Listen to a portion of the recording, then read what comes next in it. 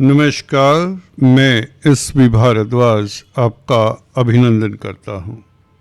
दोस्तों, राहु से राजयोग शतभिषा के राहु। जी हाँ दोस्तों, 23 नवंबर से राहु शतभिषा नक्षत्र में, जो कि राहु का अपना ही नक्षत्र है, और 2 अगस्त 2026 तक यह अपने नक्षत्र में रहेंगे। आपकी राशि, आपके लगन के ऊपर इसका किस तरह का प्रभाव पड़ेगा, इस वीडियो से हम संक्षेप में जानने की चेष्टा करते हैं। दोस्तों, राहु आपके द्वितीय भाव में, धन भाव में गोचर कर ही रहे हैं पिछले कुछ महीनों से, 18 मई से, और यह दिसंबर 2026 तक यहाँ पर रहेंगे। राहु का गोचर सेकंड हाउस में किन क्षेत्रों से आपको लाभ हो सकता है, किन क्षेत्रों से आपको सतर्क रहना है, क्या नहीं करना चाहिए और क्या करना चाहिए ताकि आपके सुखद फलों में वृद्धि हो। इस बीच नवंबर के महीने में और क्या क्या परिवर्तन हो रहे हैं, इसके ऊपर भी टिप्पणी करेंगे। 23 नवंबर को राहु जैसे ही सेकंड हाउस में आता है, उससे कुछ पहले सूर्य आपके कर्म भाव से निकलकर कल 16 तारीख को 11वें भाव में वृश्चिक राशि में प्रवेश कर जाएंगे। वृश्चिक संक्रांति है 16 तारीख की। शुक्र अकेले रह जाएंगे, परंतु 23 तारीख को बुध वक्री चाल से, क्योंकि चल रहे हैं, 9 नवंबर से वक्री हुए हैं, पीछे आ जाएंगे 23 तारीख को ही। 23 तारीख बहुत महत्वपूर्ण हो जाती है, क्योंकि 23 तारीख को ही राहु ने भी नक्षत्र परिवर्तन करना है। तो ये धर्म कर्माधिपति राजयोग, जो कि एस्ट्रोलॉजी का, ज्योतिष का बड़े राजयोगों में से एक राजयोग है। 9th हाउस का मालिक बुध पीछे आ जाएगा वृश्चिक राशि से 23 तारीख को। शुक्र के साथ राजयोग बनाएगा। शुक्र पहले ही मालवीय नामक राजयोग बना रहे हैं। तो ये जो स्थिति है सूर्य के आगे चले जाने से बहुत महत्वपूर्ण है।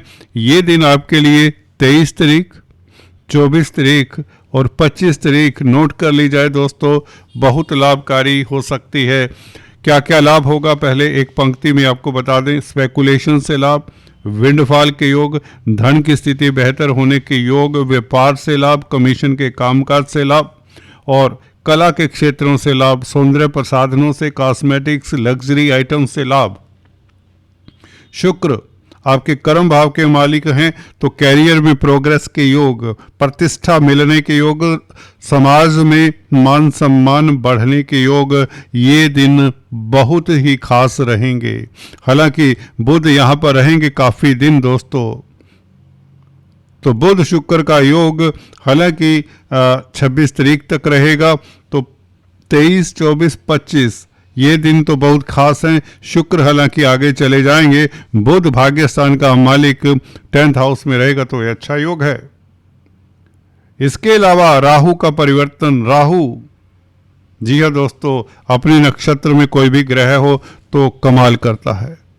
सेकंड हाउस में धन भाव में बैठा हुआ राहु धन स्थान को ऐसी स्थिति बना देता आपके लिए, धन स्थान में बैठा हो राहु, कि आप शाम दंड भेद की नीति से धन कमाने में मशरूफ रहेंगे। कंपटीशन, कोई भी कंपटीशन हो, आपके लिए मायने इतने नहीं रखेगा अगर आप राहु के हिसाब से चलते हैं। राहु क्या चाहते हैं? राहु चाहते हैं कि मेरी ही विजय हो।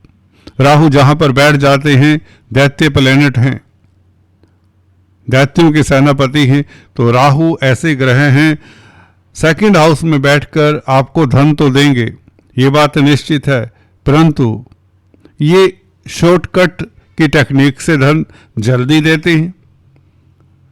अंडरवर्ल्ड में जो कामकाज करते हैं, 2 नंबर के जो कामकाज करते हैं, साफ लफ्जों में कहें, उनके लिए ये बहुत ज़्यादा सुखद हो जाते हैं। अगर आप सोचें कि मैं ईमानदारी से ही कमा पाऊँ इस अवधि में, इन 8 महीनों में, या दिसंबर 2026 तक जब तक राहु यहाँ पर है, तो ये संभव नहीं है। आपको कहीं ना कहीं अपनी उंगली को टेढ़ा तो करना ही पड़ेगा और करना भी चाहिए।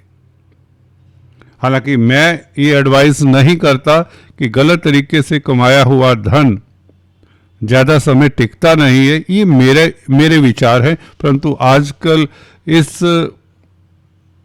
तरह की बात को बाकी आप समझदार हैं।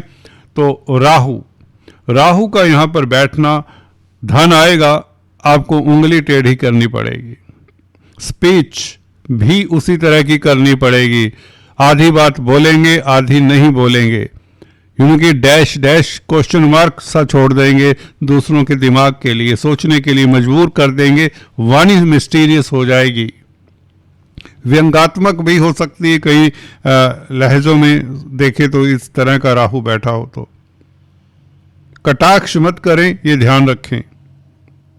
राहु क्योंकि आपको तरक्की दे रहा होगा तो सबको साथ लेकर चलना जरूरी हो जाता है, ये ध्यान दें। शनि आपके लिए योग कारक स्थिति में है, 3rd हाउस के शनि, उच्च स्थान के शनि। राहु ने कहीं ना कहीं शनि का भी फल देना है, क्योंकि जिस राशि में होते हैं राहु उसी राशि का फल भी देते हैं।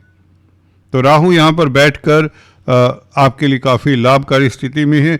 गुरु जब तक केंद्र में है तो आपके लिए धन की बरसात तो होगी ही होगी, और बल्कि उसके पश्चात भी गुरु के साथ राहु का संबंध रहेगा। पंचम दृष्टि राहु और गुरु की एक दूसरे के ऊपर होगी तो धन तो आता रहेगा, बैंकों से ऋण मिल जाएगा। इस अवधि में राहु आपको कोर्ट कचहरी में फतेह करवा देते हैं, कोर्ट कचहरी में आपकी फतेह के योग बनाता है ये राहु। शत्रुओं के ऊपर आप विजय श्री प्राप्त करने वाले होंगे। रोग कष्ट चिंता से निवारण आपका ये राहु करवाता है। अगर दोस्तों आपकी राहु की महादशा अंतरदशा है तो इस अवधि में आपको काफ़ी लाभ होगा, परंतु याद रहे एक गोमेद रतन होता है, वह धारण कर सकते हैं इस अवधि में। जिन जातकों की कुंडली में शनि अच्छे हैं वह नीलम ट्राई कर सकते हैं, नहीं तो नीलम का अल्टरनेटिव नीली होता है, पहले वो ट्राई करें तो अच्छा होगा। शनि की स्थिति भी अच्छी है, राहु शनि की राशि में है, वायु तत्व की राशि में है, तो इस अवधि में यात्राओं के योग बनते हैं।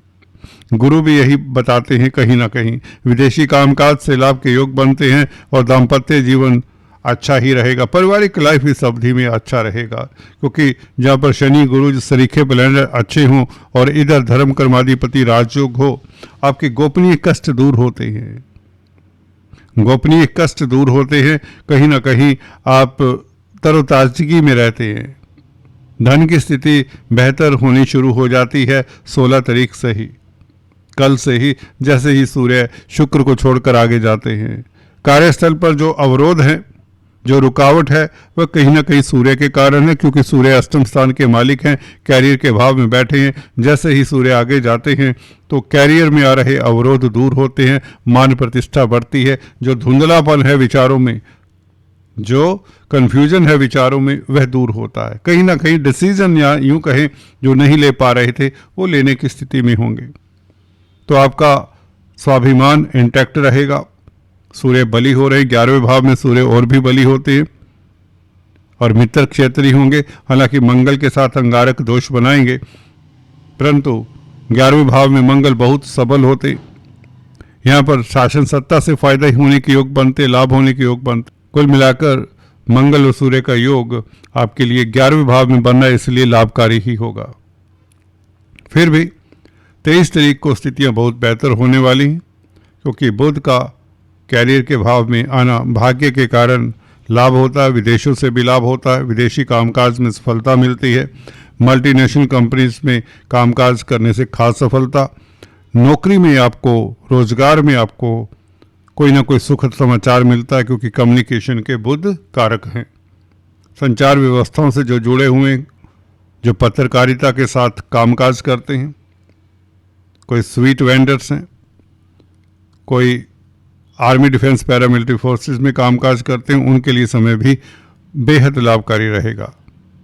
स्पोर्ट्स में भी आपको सफलता मिलने के योग बनते हैं, आपके रुके हुए कार्य गतिशील होंगे।